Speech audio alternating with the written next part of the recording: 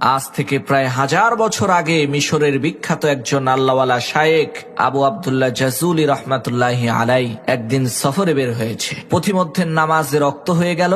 এখন ওযু করার জন্য তো পানির প্রয়োজন। পানি যদি না পাওয়া যায় তাহলে তায়াম্মুম করার বিধান আছে, কিন্তু প্রথমে পানি তো খুঁজতে হবে। তো আবু আব্দুল্লাহ জাজুলি রহমাতুল্লাহি আলাই তিনি পানি খুঁজতে আরম্ভ করলেন। খুঁজতে খুঁজতে তিনি একটা কূপ পেলেন। সেই কূপের মধ্যে চেয়ে দেখলেন কূপের নিচে টলটলা পরিষ্কার পানি আছে, কিন্তু দুঃখের বিষয় সেই কূপের আশেপাশে কোনো বালতি নেই। তখন আবু আব্দুল্লাহ জাজুলি দেখতে পান ওই কুয়া থেকে একটু দূরেই একটা ঘর রয়েছে, আর সেই ঘরের ছাদের উপরে ছোট একটা বাচ্চা মেয়ে খেলা করছে। তখন তিনি ওই বাচ্চা মেয়েকে ডেকে বললেন, মাগো, নামাজে রক্ত হয়ে গেছে, আমি একটু ওযু করে নামাজ পড়বো।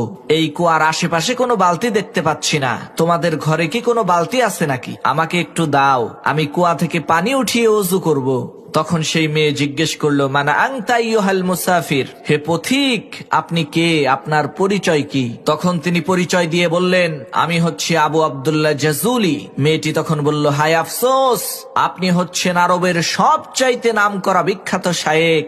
আরবের প্রত্যেকটা মানুষই আপনাকে চেনে।